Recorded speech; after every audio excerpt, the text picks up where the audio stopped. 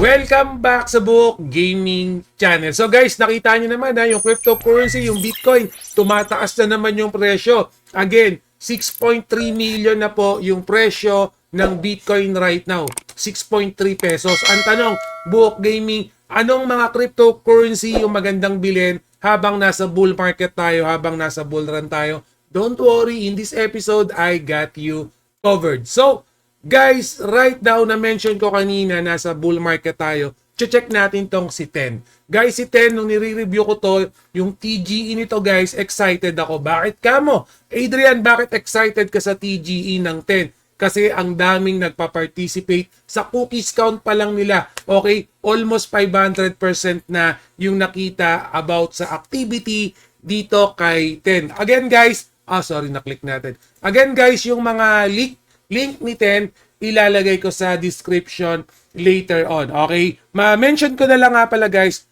Ako kasi, alam niyo naman, matagal na ako dito sa blockchain, sa Web3. Finally, nung navigate ko yung TEN, yung ecosystem niya, ito yung parang first time in a long time na feel ko na normal na ulit, no? Nag-normalize ang mga Web3 natin. At the same time, kung bakit interested din ako dito kay TEN, and then syempre sa magiging token nito pag nagkaroon ng TGE, unang-una guys, nakalagay naman dyan, community first. Nakita ko nga guys sa social platform nila, sa X nila, ang dami nilang followers and almost nagte-trending na rin sila sa TikTok and Instagram. At makikita natin, AI meets iGaming. By the way guys, si TEN, Web3, blockchain, may mga play to earn din to mamaya papakita ko sa inyo. And then, yun din yung isang ways para makakuha tayo ng mga token, ng mga crypto para pag nag-TGE na, yes, nakaposition na tayo, yung makukuha nating token, magkakaroon na siya ng value built for AI. So, again, adaptation din kay TEN. Alam naman natin, right now, 2025 onwards, more or less, naka-AI technology na tayo. Good thing dito kay TEN, yes, powered by AI na rin tong mga crypto Web3 blockchain nila. Enterprise success. So, babasahin ko lang to guys ha. Importante kasi to. As the only L2 built from the ground up with institutional demands in mind, TEN used the only encryption technique approved by battle-tested by banks and other large institutions. Okay, ang tanong ko sa inyo guys, anong bangko ang gumagamit ng XRP token or cryptocurrency?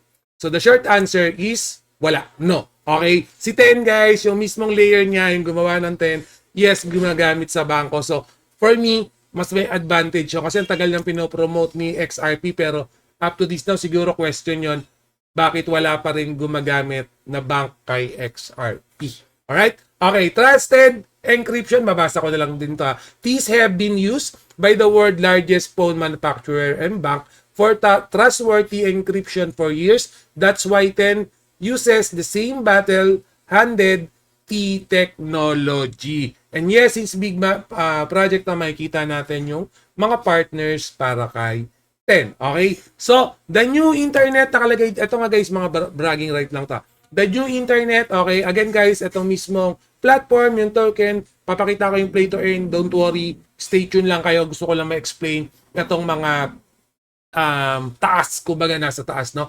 Founded by bank, personal secure AI agent. Yes guys, magkakaroon to ng security via AI form. So in terms of transaction, in terms of gas fee, in terms of security level, makakaasa tayo na wala tayong magiging problema dito kay TEN.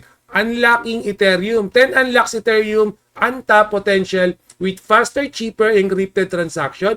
Maganda yan guys ha. TEN makes Ethereum price competitive and drives adaptation away from centralized cloud alternative. Mas maganda kasi may mga option tayong ganyan, no? Experience unique to you. So, basahin nyo lang yan. Secure and fair. Ayan, na-mention ko kanina guys, yung security level nung TEN, nung binabasa ko kanina sa white paper nila, sa documentation nila, mataas talaga yung security level, no? Instant bridging, again, magkakaroon to ng layer 2 network. So, good thing, magkakaroon tayo ng mga multi-chain if meron tayong instant bridging. Decentralized fiat to crypto. Yan, basic needs lang naman yan. Again, community-driven si TEN. So, with that, wala tayong masyadong magiging problema. May mga blog post sila dito sa kanilang mismong website. Pwede nyo double check. Pero before that, bago tayo kumuha ng token, bago tayo bumili ng mga crypto kay Ten, mag-farm ng Ten, make sure lang muna na mag-follow kayo dito sa X account nila. Yan, nag-follow na ako sa X account nila, Book Gaming. Bakit ka nag-follow dito sa X account? Kasi guys, if ever na may mga panibago silang airdrop, pag-giveaways, any update, okay, updated na kagad tayo. Kasi mismong ako, okay, magpa-farm ako ng token, kukuha ko ng cryptocurrency ni Ten, and then pag nag-TGE na, kasi nga ang dami din nag-aabang ng TGE ni Ten, okay, at least nakaposition na tayo. Okay, hindi tayo malilate pag nag-TGE na si Ten. By the way guys, pakita ko lang naka-verified tong account ni Ten, and make sure na ito yung mismong account na ifa-follow nyo. Pero yung link naman ni Ten, ilalagay ko sa description later on. So, na-mention ko kanina guys, ito pala. So, pag kinlik nyo tong onboard wallet, mapupunta kayo dito sa dashboard ng 10 Getaway. So, make sure na connected lang yung wallet nyo. Sorry, nababagsak ko man. Pwede yung MetaMask nyo, pwede yung MetaMask wallet nyo. Basta i-connect nyo lang. So, dito meron tayong hindi ko na isa-isa yun meron tayong Battleship, and then meron tayong House of 10 yan. Basahin nyo lang yung Battleship na yan, pero kailangan connect yung wallet nyo. Connect nyo na lang guys, para makakuha kayo ng T-points. Okay, may instruction din naman yan, how to play this game. Okay, so make sure na sundin nyo. And syempre kung ano yung gusto nyong game, nandiyan na rin. Meron din tayong House of 10, and then Tencent, 10x, okay, nandiyan yan. Ito yung Tencent. Okay, lahat yan, clickable yan, connect nyo lang yung wallet nyo. And then, Koala Counter, ito, maganda rin to. Magre-rescue lang kayo ng Koala. Ito, napaka-basic lang nito guys kasi magpa-follow Discord, Telegram lang kayo, yung mga post nila dyan sa Koala Counter na yan. Yun lang yung susundin nyo. So, more or less guys, dito kayo magpo-focus sa dashboard, okay? Dito sa dashboard, again, dito kayo makakapag-farm ng mga 10 na cryptocurrency. Okay, connect nyo lang yung MetaMask wallet nyo. Okay, nandiyan din yung bridge, nandiyan din yung Discord, nandiyan din yung documentation. Make sure nga pala, mag-join na rin kayo sa Discord channel ni Ten. So right now, as you can see, they already have 182,000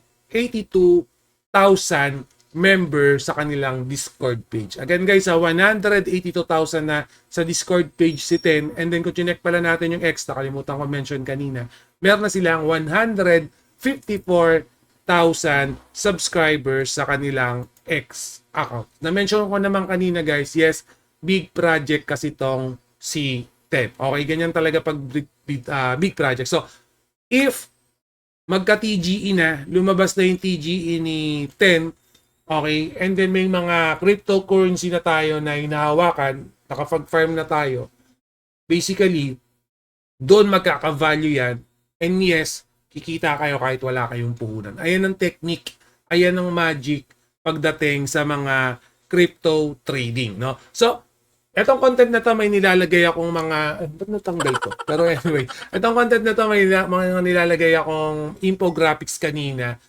Post nyo lang, basahin nyo lang yung mga details doon kasi baka may mga details tayong na miss out dito kay Ten. Pero anyways, pinaka-basic concept, pinaka-basic term na mabanggit ko. Since nasa bull market tayo guys, tumataas yung cryptocurrency. Although may time, di ba, bumababa, pero may mga threshold yan. Pag na-hit na nila yung threshold ng crypto, bumabounce back, pataas yan, okay? So, si Ten kasi pag nagka-TGE yan, okay, at may crypto na kayo, basically, makukuha nyo ng libre yung crypto na yon. Pero, obviously, hindi mo naman siya libre nakuha kasi nilaro mo yon, reward yon.